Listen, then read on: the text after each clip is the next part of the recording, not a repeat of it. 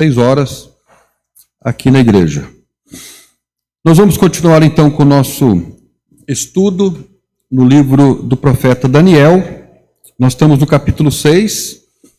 Como nós já falamos, os 6 primeiros capítulos nos contam 6 histórias. Essa é mais uma história. E depois o restante do livro de Daniel é profecia. E na quarta-feira que vem, Deus permitindo, nós comentaremos também essa parte.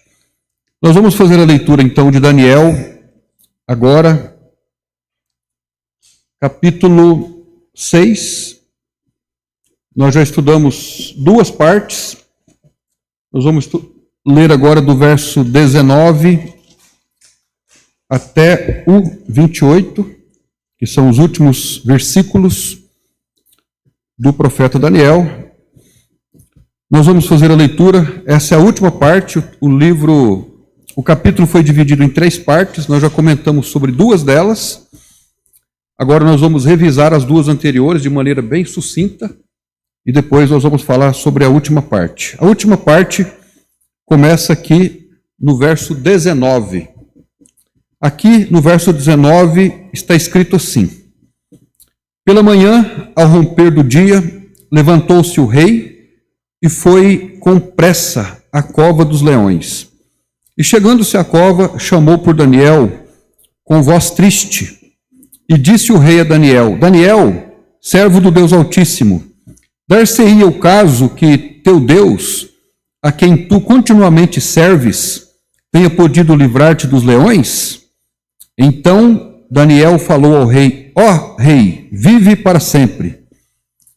O meu Deus enviou o seu anjo e fechou a boca dos leões, para que não me fizesse dano, porque foi achada em mim inocência diante dele. E também contra ti, ó rei, não tenho cometido delito algum. Então o rei muito se alegrou em si mesmo e mandou tirar Daniel da cova. E foi tirado Daniel da cova, e nenhum dano se achou nele, porque crera no seu Deus.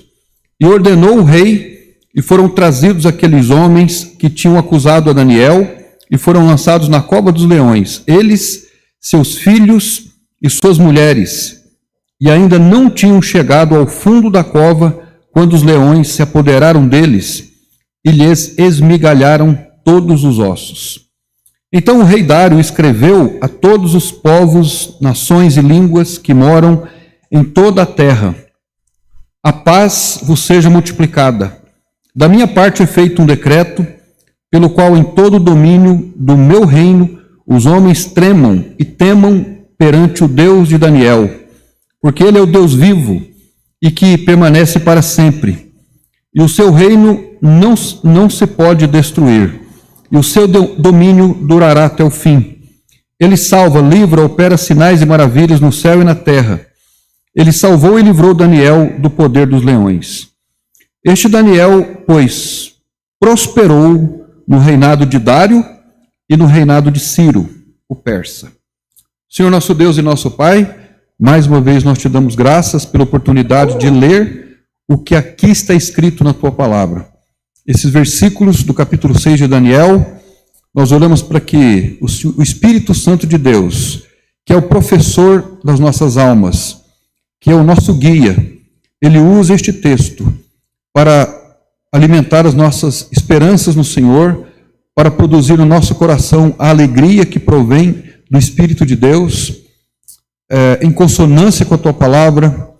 E eu quero de antemão agradecer, porque é prazeroso ler as Escrituras, é um prazer estar aqui com os irmãos, é um prazer orar com os irmãos, é uma alegria poder cantar os hinos, e nós agradecemos ao Senhor por este privilégio.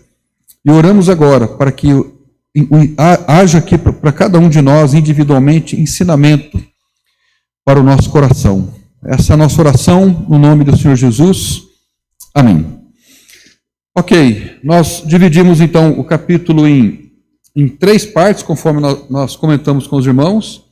A primeira parte nos fala que, estando lá na Babilônia, depois do reinado de Nabucodonosor, agora no reinado de Dário, do rei Dário, o Daniel também conseguiu uma colocação muito importante. Ele se tornou uma pessoa importante.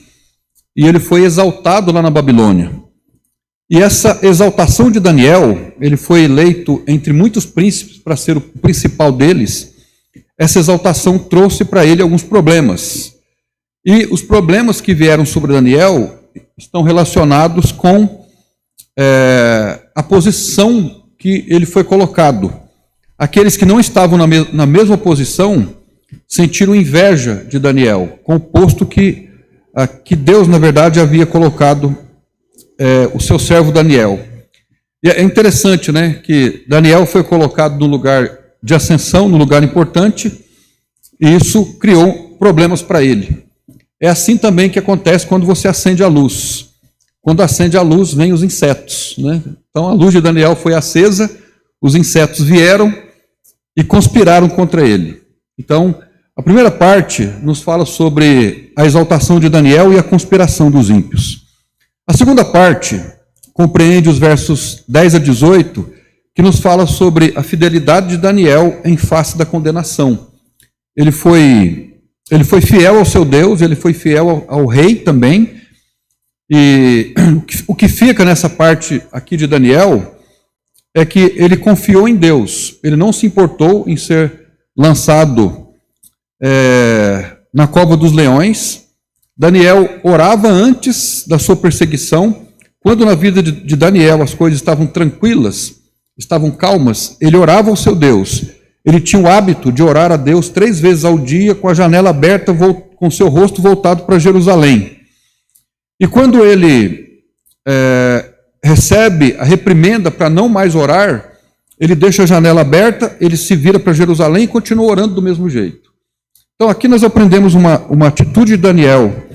Ele manteve-se firme, orando ao seu Deus e não se acovardando. E por conta disso, ele foi jogado lá na cova dos leões, e lá ele passou por uma situação que poderia ser muito perigosa para ele, mas ele recebeu o alívio, o escape que veio de Deus. Agora, nesse sentido, irmãos, nós poderíamos fazer aqui algumas aplicações para a nossa vida cristã prática. Eu estava hoje dando uma olhada, menos do que uma olhada, uma olhadela para a história, vendo assim, de maneira muito rápida, sobre como os cristãos sofreram, não somente os cristãos, mas os homens de Deus e mulheres de Deus no Velho Testamento, como eles sofreram ao longo da história. E olhando mais no período do cristianismo, desde que o cristianismo começou a existir no primeiro século, lá em Atos capítulo 2, os cristãos todos, eles sempre passaram por situações muito difíceis. Na verdade, não somente os cristãos, mas a humanidade, de maneira geral, sempre passou por momentos difíceis, por crises, por enfermidades. A Europa, por exemplo, já foi assolada por enfermidades como a febre negra, ou gripe negra, espanhola, exatamente, a gripe espanhola, que dizimou milhões de pessoas, né? O período da Idade Média foi um período em que as pessoas foram, não somente os cristãos, mas o mundo de maneira geral, sofreu as suas consequências, embora tenha acontecido coisas boas também. Então, o mundo sempre foi assim, sempre viveu momentos difíceis, e a igreja também. Agora, a igreja, ela sempre sofreu, ao longo da sua história, um tipo de perseguição estatal. E hoje, ao que parece, nós não temos ainda o Estado sobre a igreja, mas não é uma coisa difícil de acontecer, né? Algumas leis hoje, elas não favorecem muito os cristãos, né, nos dias de hoje. Nós não sabemos como será no futuro, mas se nós formos hoje coibidos de nos reunir, se nós formos afligidos por conta da nossa crença, no nosso tempo hoje, isso não será uma coisa nova. Muito pelo contrário. Essa é uma prática antiga. Agora, nós não podemos temer o Estado. não podemos negociar as nossas crenças, os nossos valores. A igreja precisa sempre ter a coragem para se posicionar em face de todas essas questões que poderão abater sobre ela. Então, em outras palavras, nós podemos dizer assim: nunca foi fácil, se hoje está difícil, hoje também não tem sido fácil, como no passado não foi. Talvez a perseguição que nós temos hoje não seja semelhante às perseguições anteriores, mas a perseguição da igreja hoje está muito mais relacionada com frieza espiritual do que com a perseguição física, propriamente dita. A última parte, então, aqui do capítulo 6, nos fala sobre a libertação divina e a exaltação do Deus de Daniel. Então nós vamos fazer aqui alguns apontamentos e depois algumas aplicações. Alguns apontamentos, eu diria assim, algumas cenas que acontecem aqui sobre a libertação divina e a exaltação não somente de Daniel, mas do Deus de Daniel. Então, aqui, para nós construirmos aqui o raciocínio que nós queremos, seria importante nós voltarmos um pouquinho ao verso 18, quando nos fala sobre a angústia do rei durante a noite. O verso 18 diz assim: então o rei se dirigiu para o palácio e passou a noite em jejum, e não deixou trazer à sua presença instrumentos de música, e fugiu dele o sono. Então, a noite veio e não veio sono para o rei Dário. Agora, por que o rei Dário não conseguiu dormir? Por conta do peso da sua consciência. A sua consciência pesou porque ele foi forjado, ele foi forçado a forjar uma lei injusta para prejudicar apenas um homem, né? E esse homem era Daniel. A Bíblia diz que ele passou a noite em jejum, sem ouvir música, sem descanso, e aquele que governava milhões de pessoas agora estava entrelaçado no seu próprio coração. A aflição tomou conta dele e tirou-lhe a paz. Então, veja, assim como o rei Dário passou a noite toda com a consciência pesada por ter assinado um decreto que prejudicou uma pessoa que ele não queria prejudicar, seja pelo motivo que for, nós também às vezes passamos noites sem dormir. Aliás, hoje, o mundo que nós vivemos hoje, o número de pessoas que passam a noite sem dormir é maior do que o número de pessoas que antigamente passavam a noite sem dormir, né? Tem muita gente enfrentando muitos problemas hoje com sono, e seja como for, essas angústias, essas aflições que tiram o sono, elas precisam ser levadas ao Senhor.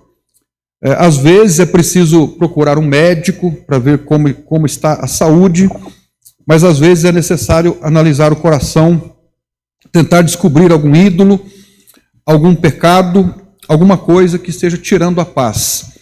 O normal na vida cristã não é que nós tenhamos falta de paz. O normal é que nós tenhamos paz. A falta de paz é anormal, ela não é normal. Agora, o que é normal é a presença de conflito. Nós sempre estaremos vivendo conflitos. Conflitos com pessoas, conflito com o nosso próprio coração, conflito com o pecado, conflito com as trevas, conflito com o mundo. O conflito é normal, a falta de paz não é normal. O normal é nós estarmos em paz constantemente. Eu estava meditando esses dias, e domingo acho que nós falamos sobre isso, sobre o Esdras, quando chegou na reconstrução do templo lá em Jerusalém, no capítulo 8 lá de Esdras, quando ele coloca a lei de Moisés, o livro de Deuteronômio, faz a leitura e desafia o povo a retomar aquilo que eles haviam parado de fazer. E lá no versículo 10 do capítulo 8 ele diz que a alegria no Senhor a nossa força é. Então, irmãos, veja, eu estava agora há pouco conversando com o irmão sobre isso. Nenhum de nós aqui pode dizer assim, a vida está tranquila. Todos nós estamos vivendo conflito, todos nós. E as pessoas que estão lá fora todos nós enfrentamos lutas. Mas às vezes nós podemos dizer assim, as coisas estão difíceis, conflituosas, às vezes aflitivas, mas o coração está alegre, o coração está ali firme, fixo com Deus. Então essa é a alegria do Senhor, que é a nossa força. É essa força que nós precisamos para levantar cedo, para fazer um café, para continuarmos a vida, para sentirmos motivação para fazermos o que nós temos que fazer. Se nós perdemos isso, a vida deixa de existir para nós, né? Nós morremos, mas estamos caminhando. Nós precisamos dessa alegria com Deus, dessa consciência tranquila para continuarmos vivendo. Então, a paz com Deus é um bem muito precioso, é um bem imaterial precioso. E não há nada no mundo que nos produza essa paz a não ser o Evangelho de Jesus Cristo. Só o Evangelho pode produzir isso nas suas mais variadas missões na nossa vida, seja para nos salvar, seja para nos ajudar em dificuldades que nós temos. O Evangelho é a resposta para tudo. E só ele pode produzir alegria e paz no coração. Eu posso dizer para os irmãos que, assim como os irmãos também, já passei por situações muito difíceis na vida. Mas em toda e qualquer situação que, por mais que eu achasse difícil, lá dentro de mim, na consciência, havia e sempre houve aquela alegria, aquela tranquilidade, no sentido de que Deus está no controle de todas as coisas. Então, a primeira realidade que eu quero chamar a atenção aqui é a angústia do rei durante a noite. E muitas vezes também nós passamos angustiados à noite, mas o Evangelho é a resposta para nós. A segunda questão que eu chamo a atenção está no verso 14. No verso 14, voltando um pouquinho, quando o texto diz assim: ouvindo então o rei essas palavras, ficou muito penalizado. E a favor de Daniel propôs dentro do seu coração livrá-lo, e até ao pôr do sol trabalhou para salvá-lo. Agora aqui nós temos duas coisas. A primeira é o sentimento de remorso. Ele fez uma lei que prejudicou o Daniel, e ele sabia disso. O rei Dário aqui percebe que foi enganado. E ele foi enganado por quem? Por aquele que eram os seus conselheiros. As pessoas que estavam mais próximas dele, as pessoas de confiança. Ele foi enganado por eles. Então agora ele se vê numa situação difícil, mostrando para ele que a justiça humana havia sido corrompida por conta de intriga, por conta de inveja que sentiram contra Daniel. A noite do rei simboliza aquelas horas da vida que nós somos confrontados pela consequência de decisões precipitadas. O silêncio pesava, a ansiedade revelava que a verdadeira autoridade não estava na coroa do rei, mas agora estava na confiança em Deus. Então o rei, que era muito potente, não podia fazer absolutamente nada, a não ser confiar também em Deus. Então a angústia de um rei durante a noite, o seu remorso, o sentimento de impotência, porque ele não podia fazer nada. E a terceira cena que nós lemos aqui agora é a ida à cova e o clamor do rei. No verso 19, então, nós começamos a ler a descrição de quando ele vai na cova. O verso 19 diz: pela manhã, ao romper do dia, levantou-se o rei e foi com pressa à cova dos leões. Imagine só o rei passando a noite toda, imaginando: Daniel está sendo devorado, ou não? Daniel está sendo devorado, ou será que não? Daniel está sendo devorado, ou será que não? E ele pensando, os pensamentos o turbando a noite toda. Até então, o dia amanhece e ele vai até lá. Verso 20: e chegando-se à cova, chamou por Daniel com voz triste. E disse o rei a Daniel: Daniel, servo do Deus Altíssimo, dar-se-ia o caso que o teu Deus, a quem tu continuamente serves, tenha podido livrar-te dos leões?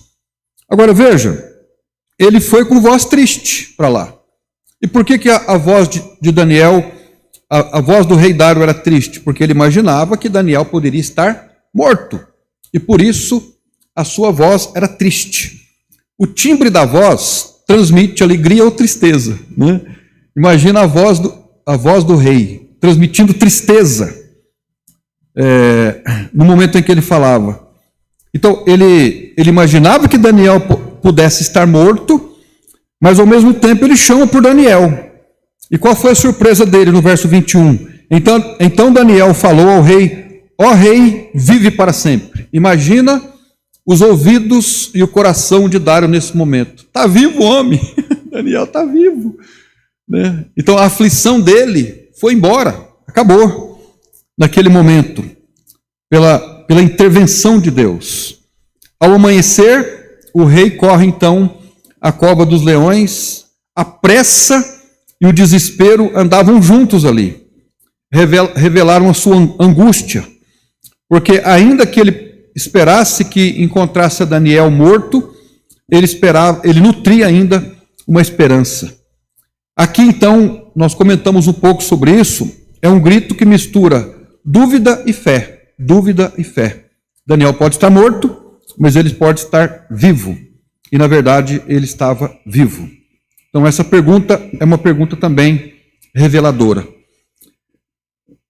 A outra cena que nós podemos chamar a atenção é a resposta de Daniel com uma voz tranquila, no verso 20 e 22, conforme nós lemos: o meu Deus que me enviou o seu anjo e fechou a boca dos leões, para que não me fizesse dano, porque foi achada em mim inocência diante dele, diante de Deus, e também contra ti, ó rei, não tenho cometido delito algum. Então, dentro da cova, Daniel ressoa uma voz tranquila, a voz de alguém que descansou não na segurança humana, mas no cuidado de Deus. O texto diz que foi Deus que fechou a boca dos leões. Tem um quadro, sabe esses quadros de parede? Não sei se você já viu algum quadro de parede que mostra Daniel na cova e os leões. Alguém já viu esse quadro? Já viu? Já prestou atenção nesse quadro, se alguém já viu? O que é interessante nesse quadro? Não tem como pegar ele na internet aí, né? Esse quadro. Daniel, um quadro Daniel na cova dos leões. Se tivesse como, eu me lembrei dele hoje. Vocês que viram, o que chama atenção?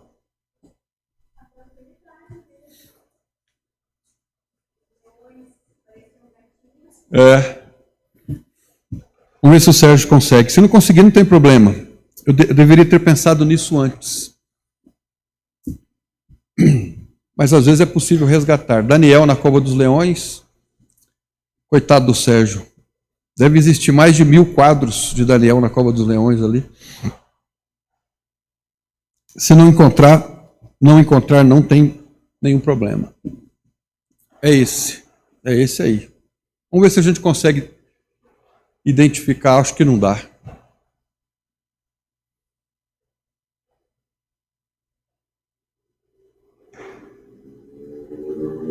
Acho que não dá. Apaga a luz lá, papai, por favor, rapidinho.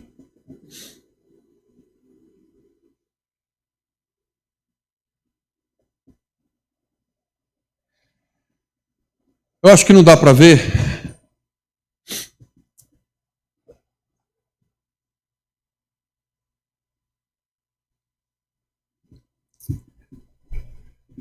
Não está tão nítido, mas você pode depois em casa.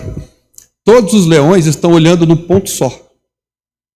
Todos os leões estão olhando num ponto só. Daniel olhando num ponto e o olho dos leões fixos em um ponto comum. Isso indica o quê? Que o anjo do Senhor esteve lá. A presença do anjo fez com que os leões fechassem a boca. É isso que me chama a atenção nesse quadro. Depois em casa vocês podem fazer uma pesquisa lá sobre esse quadro. Mas é isso que transmite o verso 22. O meu Deus enviou o seu anjo e fechou a boca dos leões. Então, todos os leões estavam olhando para um ponto só. E o ponto, provavelmente, a Bíblia não diz isso, né? Que os leões estavam olhando para um ponto fixo. E esse ponto fixo era o anjo do Senhor. Mas nós sabemos que o anjo do Senhor esteve lá, presente. E é para esse ponto fixo que nós temos que olhar também, quando somos submetidos a uma dificuldade igual ou parecida com aquela que Daniel enfrentou na sua vida. Outro ponto que nos chama a atenção é a libertação de Daniel. Isso no verso 23. Verso 23 diz: Então o rei muito se alegrou em si mesmo e mandou tirar a Daniel da cova.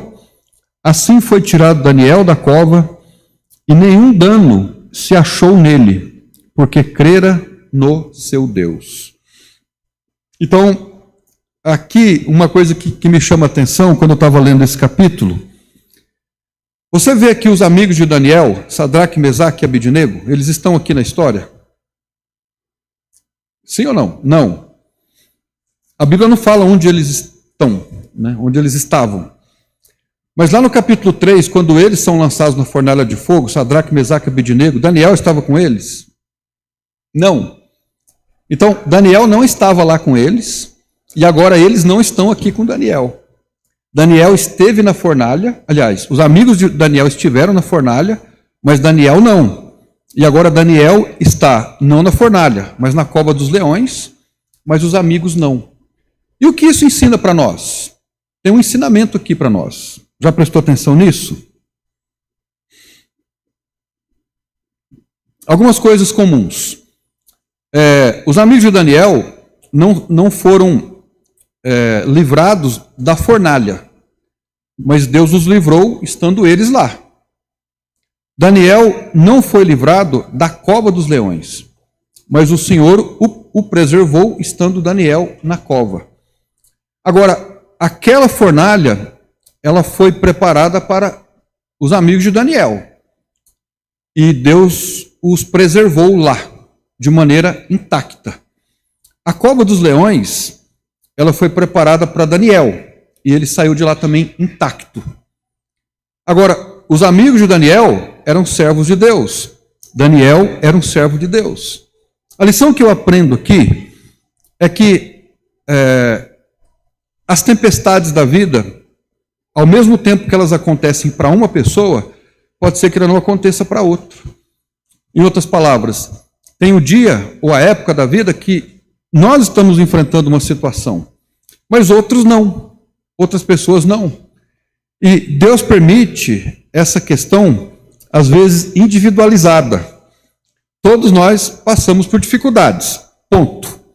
Mas às vezes existem pessoas que estão passando por dificuldades que se assemelham a uma fornalha, ou uma cova dos leões, uma prova dura, enquanto outros não, né? Enquanto aqueles que não estão passando, nós devemos orar por aqueles que estão passando, para que Deus possa fortalecê-los e ajudá-los. No verso 24, uma outra cena. A justiça de Deus contra os conspiradores. Verso 24. Ordenou o rei, e foram trazidos aqueles homens que tinham acusado a Daniel, e foram lançados na cova dos leões, eles, seus filhos e suas mulheres, e ainda não tinham chegado ao fundo da cova, quando os leões se apoderaram deles, e lhes esmigalharam todos os ossos. Então, aqui o rei Dário ordena que os acusadores e suas famílias fossem lançados aos leões. E eles são destruídos mesmo antes de tocarem o chão. Essa parte, ou esse versículo, ou essa cena, revela duas verdades. A primeira, a justiça humana pode falhar, mas a justiça de Deus jamais pode falhar. A segunda questão, aquilo que os ímpios tramaram contra um justo, voltou-se contra eles. Existe um Provérbios 26, 27, que diz: o que cava uma cova, nela cairá, e quem revolve a pedra, sobre ele voltará. Provérbios 26, 27. Então, aqui também existe uma lição. Nós temos que ter o cuidado para não maquinarmos nada contra alguém, porque se nós planejarmos o mal de alguém, aquele mal pode voltar contra nós. Isso é uma das leis, é um dos princípios da vida, né? Aquilo que conspiraram contra Daniel voltou-se contra os conspiradores. E, em último lugar, a exaltação do Deus de Daniel, e isso nós vemos no versículo 25 a 28, quando o rei Dário baixa um outro decreto. E qual era o decreto? O decreto era para que, a partir daquele momento, o Deus maior que deveria ser adorado e reconhecido lá no reino Medo-Persa, antiga Babilônia, era o Deus de Daniel. Era um decreto, né? O Estado acabou agora favorecendo todos aqueles que eram os servos de Deus. Agora, quais são aqui algumas aplicações práticas para a nossa vida a partir do capítulo 6? A primeira aplicação é que a fidelidade a Deus pode muitas vezes, e muitas vezes fará isso, nos levar a provações. Mas Deus nunca abandona aqueles que lhe são fiéis. Então, se a gente pensa assim, eu vou ficar firme com Deus, eu quero ser um bom crente, uma boa crente, eu quero orar mais, eu quero me consagrar mais. Se você pensa que essa postura vai fazer com que os problemas acabem, isso não é verdade. Muitas vezes, essa atitude de aproximar-se mais de Deus vai fazer com que nós sejamos mais provados, com que nós enfrentemos mais dificuldades. Mas Deus não nos abandonará. Ele continuará conosco, nos fortalecendo. Então, essa é a primeira lição. A segunda lição é que a justiça humana sempre vai falhar, mas Deus sempre honrará aqueles que são íntegros. O que quer dizer integridade? Integridade quer dizer inteireza, firmeza nesse sentido. Então, irmãos, mesmo que nós procuremos ser fiéis a Deus, neste mundo nós seremos injustiçados. Mas nós temos que confiar em Deus e procurarmos ser íntegros diante dele. Em terceiro lugar, a confiança inabalável é a chave para permanecermos em toda e qualquer cova. Você já foi jogado numa cova, como uma cova dos leões? Você já foi jogado numa cova assim? Pode dizer sim ou pode dizer não. Só você sabe. Você já foi jogado numa cova dos leões? Se não, pode ser que um dia seja jogado numa cova dos leões.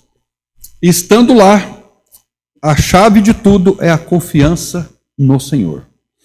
Em quarto lugar, Deus transforma crises em testemunho e provas em proclamação da sua glória. O pastor Carlos Moraes, ele define crise como uma situação que exige mudança. Então, às vezes, Deus nos proporciona uma crise para que aquela crise proporcione em nós alguma mudança. Em último lugar, um único crente fiel pode impactar um ambiente, como aconteceu com Daniel. Então veja, Deus usou a vida de Daniel para fazer com que a lei dos medos e persas fosse mudada. Então Deus pode usar um homem fiel para fazer com que os seus propósitos sejam cumpridos. Agora, gostaria de fazer algumas aplicações no sentido escatológico. Porque, veja, Daniel é um livro escatológico. É um livro que não trata somente de história, mas ele trata também de escatologia. Assim como Dário reconheceu que o Deus de Daniel é o rei de todas as nações, no período da grande tribulação, haverá reconhecimento também de que o Deus de Israel é o Deus de todas as nações. Uma outra questão que nos chama a atenção é que Daniel é um tipo de Cristo. E por que Daniel é um tipo de Cristo? Daniel foi acusado injustamente? Sim ou não? Cristo foi acusado injustamente? Daniel foi jogado num lugar selado por uma pedra. Jesus foi jogado num lugar selado por uma pedra. Deus exaltou a Daniel. Deus exaltou a Jesus Cristo na sua ressurreição. Então, o túmulo foi selado, mas o poder de Deus fez com que Jesus ressuscitasse. Apesar de que Daniel não ressuscitou, porque ele não foi morto, mas a gente poderia dizer assim, nasceu de novo. Não poderíamos?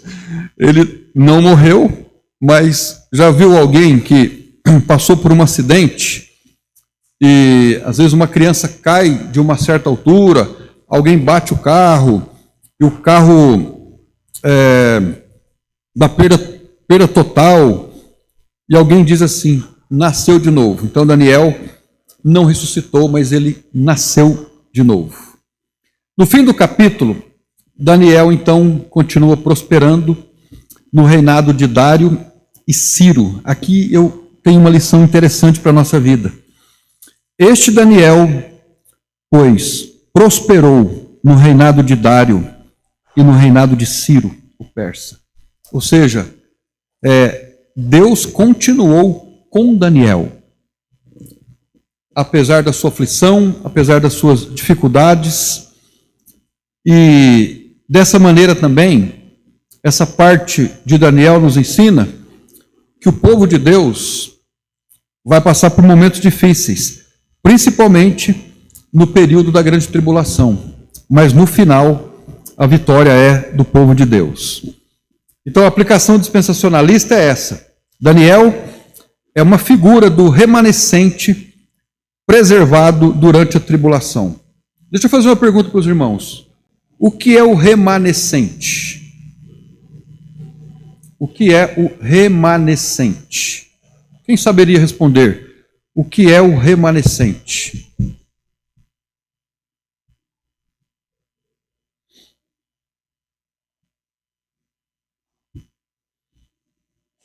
Quem saberia me ajudar a pensar sobre isso? O que é o remanescente? Essa é uma palavra bíblica. A gente tem estudado sobre ela nos profetas menores. E agora ela está dentro do nosso contexto, embora a palavra não esteja aqui. Mas a ideia está. O que é o remanescente? Deixa eu fazer uma ilustração aqui. Não faz muitos dias passou um tornado lá na região. Que região é aquela? É leste? Ali perto de Guarapuava. É leste, né? Oeste. Oeste do Paraná. Passou um tornado numa cidade pequena e nós já passamos por aquela região lá. Não faz alguns anos.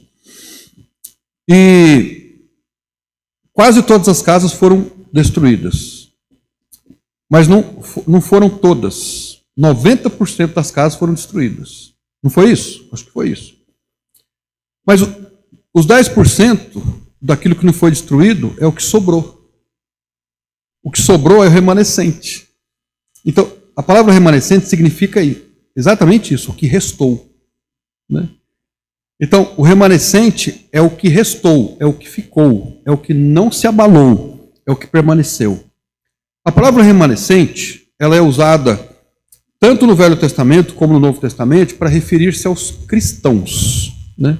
Então veja, hoje nós estamos vivendo no meio de um tornado, mas não um tornado de fato, literal. Um tornado de ideias, um tornado de crenças, um tornado de secularismo. E esse tornado está varrendo o povo, assim, levando tudo. Mas tem alguns que não vão ser levados pelo tornado, eles vão resistir. Esses que resistem é o remanescente. O que restou é o que fica. Agora, faça uma reflexão. Você faz parte desse remanescente? Ou você segue a onda? Você vai com o vento, né? Agora, o tornado que passou lá na cidadezinha, ele não deu chance para ninguém, né? Nem para as casas e tudo mais. Agora, nesse tornado ideológico, secularizado que nós vivemos hoje, nós podemos tomar a decisão. Não, eu não vou ser levado. Eu tenho essa prerrogativa. Eu posso fazer a escolha de não me deixar levar. Então, Daniel é a figura do remanescente preservado durante a tribulação.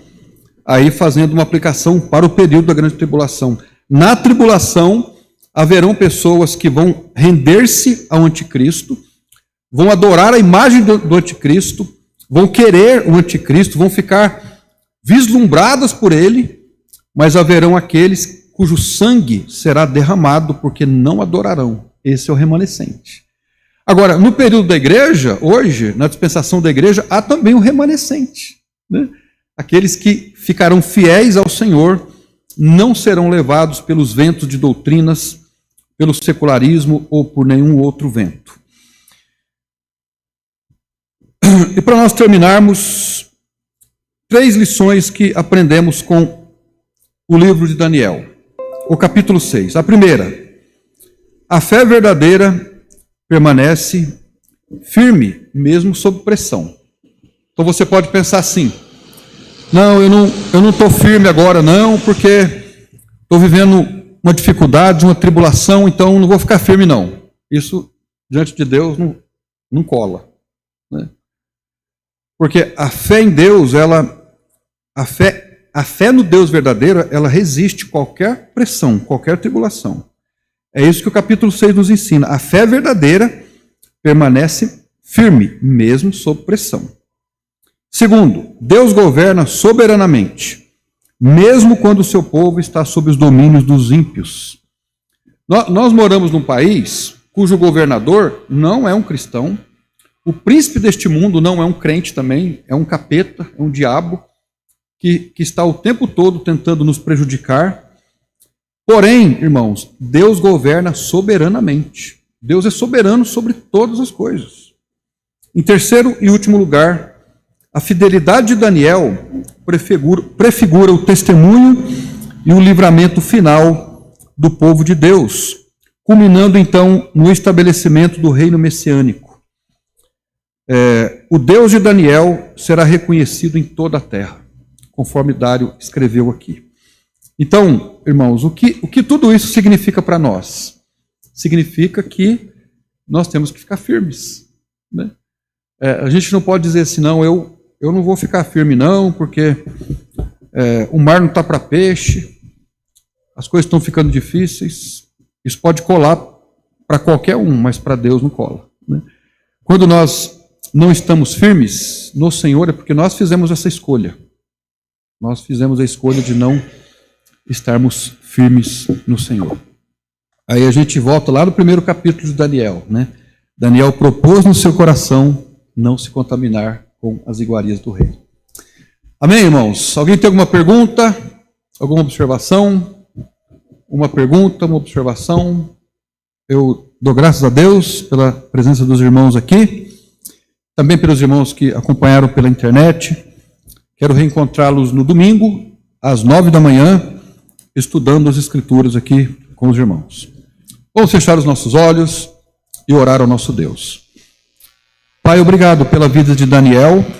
Ele deixa para nós um exemplo de firmeza, mesmo vivendo sob pressão. A vida de Daniel não foi fácil. Na verdade, a vida de nenhum servo do Senhor no Velho Testamento foi fácil. A vida de nenhum crente no Senhor foi fácil. E o Senhor Jesus disse que no mundo nós teríamos aflições. E no mundo de hoje nós temos tido aflições. Mas as nossas aflições não justificam escolhas erradas. O Senhor deseja que façamos boas escolhas para o nosso bem e para a glória do Teu nome. Eu agradeço ao Senhor pela vida dos irmãos que estão aqui, dos que acompanharam pela internet. Rogo a graça do Senhor sobre todos. E nos despedimos agora com o coração alegre na Tua presença. Feliz. Coração feliz na Tua presença. Pois oramos no nome de Jesus. Amém. Deus abençoe os irmãos.